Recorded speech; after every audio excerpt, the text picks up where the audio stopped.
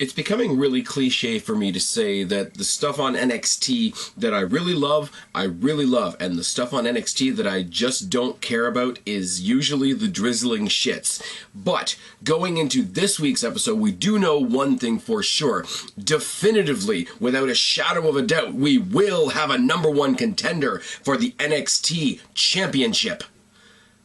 Right? There's gonna be a fight tonight!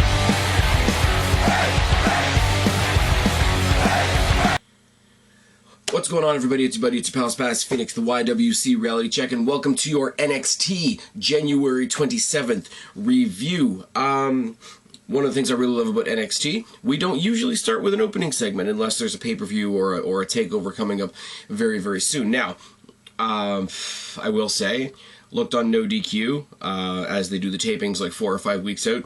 I have seen 5 of the matches that are going to take place at NXT TakeOver Dallas. The card is stacked if these matches are true. Kind of sad that I looked and spoiled them, not going to lie. But that's going to come more into play when I talk about SmackDown tomorrow. Started off with what's quickly becoming one of my favorite things on NXT, being the American Alpha, taking on one of my least favorite things in NXT in Blake and Murphy. The only appealing qualities they have is that they bring Alexa Bliss to the ring with them. Oh, and yes, they make a big point of Jordan and Gable making, forging their identity as the American Alpha, forging their identity as this team that is becoming known for taking out former tag team champions in NXT. They did it with the Ascension. They did it with somebody else. They did it with Blake and Murphy here. A little spoiler alert. But we start off the match. Jordan and Gable are just fucking phenomenal, aren't they? Blake and Murphy, they go over about as well as a wet fart in church. Jordan and Murphy start off the match, single leg by Murphy and a belly to back by Jordan, and then we go into a story where Blake and Murphy are working the legs, and the American Alpha are working the arms. Single leg by Murphy, belly to back by Jordan, arm bar and a slam by Jordan. Gable tags in, drives his knee into that same arm and puts on an arm bar of his own. Takedown by Murphy, trip by Gable on Blake and an arm bar, and then transitions the arm bar into a key lock. Snapmare by Gable and a shoulder by Blake. 2 float over arm drags and 2 head scissors by Gable that just... there's a point in this match where he's doing these float over arm bars and these float over arm drags and these float over head scissors where he just looks like his feet don't touch the ground. I know that sounds like a very marky thing to say, but if you haven't seen this match, go watch it. It is pretty legitimately true. Tornado hip toss on Murphy by Gable is pretty impressive. Crossbody by Gable. Sorry. Crisscross, sorry, my writing sucks. Crisscross sequence by Gable and Murphy is okay. I'll give Murphy the credit for that one. Murphy fakes an injury, Blake distracts, and Murphy hits a chop block, as I say. One team working the legs, one team working the arms. It's a nice little story. They put Gable in the Tree of Woe, and Blake and Murphy just double team pound on his knee to the point where one of them, you can't really see which one of them it is because the camera shot is focused on Alexa Bliss, smart man, but one of them picks up Alexa Bliss and she sort of pulls off an assisted drop kick of her own into the suspended knee of Gable, which is a really nice touch and obviously contributes to the amazing heel that is Alexa Bliss. Gable tosses Murphy out, hot tag to Jordan. Jordan's got drop kicks and belly-to-belly suplexes for everybody. At one point, Blake and Murphy are identical, so it doesn't really matter. But I'll say suplexes Blake onto Murphy, which is always a cool little spot. When you can throw a partner into a partner, it's kind of like a fuck you, we have the upper hand. This is what's known as the hot tag type of spot. But they do that back suplex into the back suplex with a bridge, double team, and the American Alpha obviously get the win. These guys need to be the tag team champions sooner than later. I would almost say, at this point, with how over they are, they should get the titles before Enzo and Cass. And that's a really shitty thing to say because I like Enzo and Cass, but it is what it is.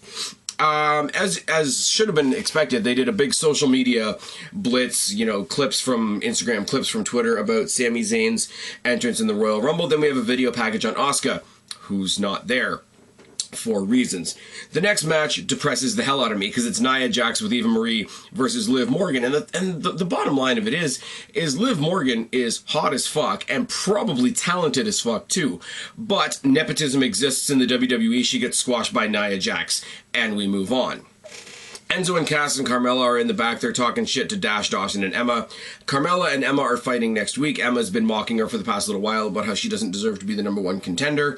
Enzo and Cass have got their own issues with Dash and Dawson. Enzo goes into a big psycho sort of rant about how he wasn't able to enjoy his holidays because he's still haunted by what happened to him at NXT TakeOver London, which is a great, it's a great little thing. He carries the promo pretty much for his team to the point where when he's done his rant and walks off, even his teammates are like, you know, check out Enzo.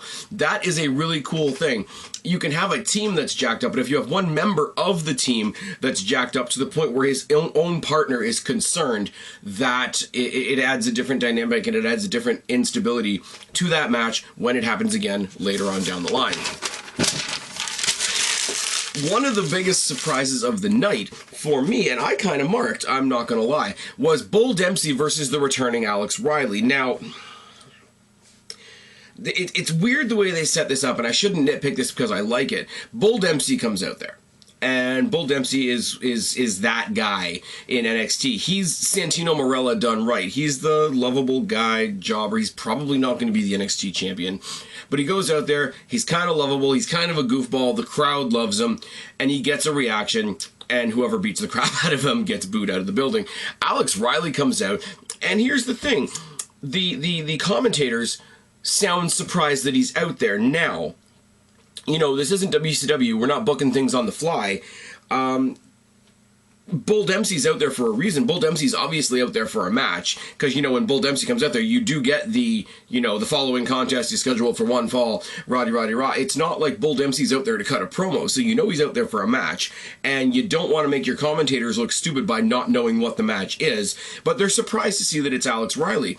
And Alex Riley comes out all pissed off, all, you know, shaggy looking and angry, and just obliterates the living fuck out of Bull Dempsey. And I'm loving it, because nice, clean-cut, varsity Alex Riley, Miz's sidekick, all that sort of thing, was okay. But it wasn't anything special. This version of Alex Riley, I wouldn't mind seeing promoted.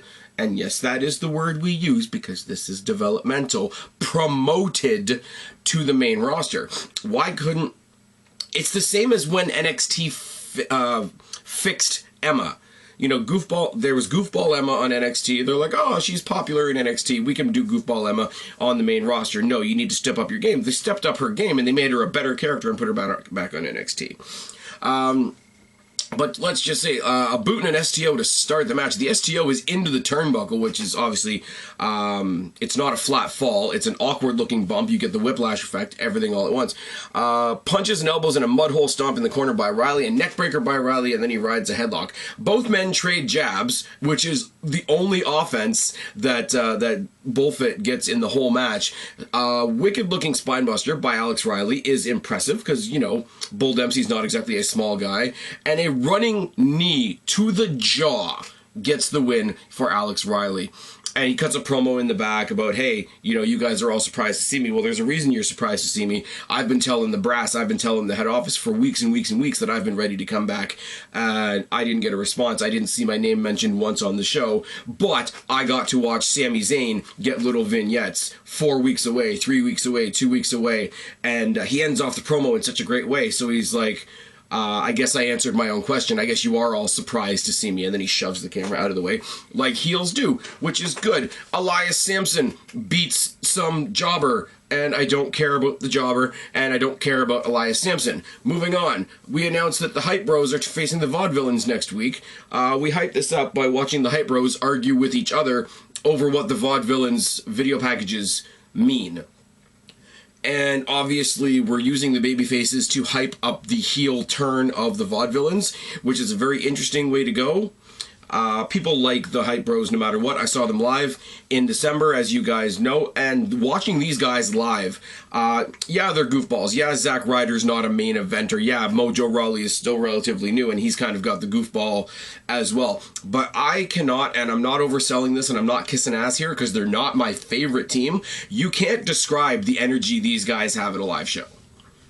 So, whatever they're doing, whatever they're setting themselves up to take the fall for the Vaudevillains doing next week, I can't wait to see it. I think it's going to be good. We also get a reminder that Finn Balor is going to take on Apollo Crews next week in a non-title match. We show highlights from the last time they fought and how the match was interrupted. Roddy Rah. I assume that match is going to be good too. I don't see Apollo Crews getting another title shot because other people are working towards that goal. But already we have Hype Bros versus the Vaudevillains. We have potentially Dash and Dawson versus Enzo and Cass. We have Balor versus Crews. Next week is starting to look like a stacked show, and that's the one thing that NXT does. They don't have a lot of time on their show, but they always do spend a little bit of time getting you interested, making you bite on the next show. Now, the main event. Now, I say unequivocally, we're going to find a new #1 contender for the NXT Championship currently held by Mr. Finn Balor when Sami Zayn takes on Samoa Joe, takes on Baron Corbin in a triple threat #1 contenders match. And my notes for this match kind of suck. My notes suck in general, you guys know this. Triple threat is even harder to take, so if my notes or my thoughts seem kind of jumbled, I am sorry in advance. I did the best I could. Corbin cheap shots Joe to start the match, and Zayn chokes Joe. Corbin beats down Zayn in the corner. Zayn tosses Corbin out of the ring. Joe trips Zayn. Zayn and Joe trade chops on the outside. A big running boot to Corbin by Joe, also on the outside. Quick jabs in the corner by Joe to Zayn. Joe and Zayn trade punches, and a drop kick by Zayn to Samoa Joe. Clothesline by Zayn to Corbin, and a lot of stomps. Mudhole by Corbin, chops and a drop kick by Zayn. Hard elbow and a knockdown by Corbin to Corbin by Joe. Joe and Zayn trade punches, and the clothesline by Zayn. This is where I say into the commercial break because it's NXT, and this is the longest match on the card, so there is kind of sort of a mini commercial break. Suicide plancha by Sami Zayn on Samoa Joe and Baron Corbin on the outside is probably, I'm not going to lie, the highlight of the match. Deep six by Corbin on Zayn. Joe hits chops and an atomic drop and a boot on Corbin. Running senton on Zayn and Corbin because they're stacked up by Joe. Blue Thunder Bomb by Zayn on Corbin is impressive as fuck if you see the size difference between those two guys.